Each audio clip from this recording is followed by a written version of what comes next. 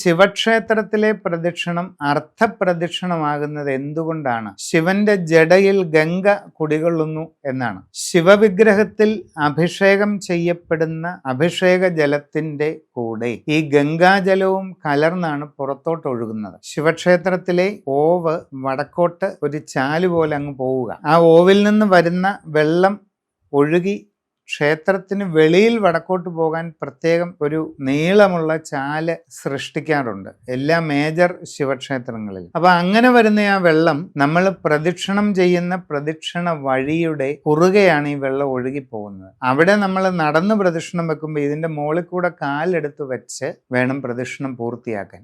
ഗംഗാനദിയുടെ മീതെ മറികടക്കുക, കാല് ഉയർത്തി വെച്ച് ഗംഗയെ മറികടക്കുന്നത് ഒരു ഉചിതമായ കാര്യമല്ല എന്നുള്ള സങ്കല്പം വളരെ വളരെ പ്രധാനപ്പെട്ട ഒന്നാണ്.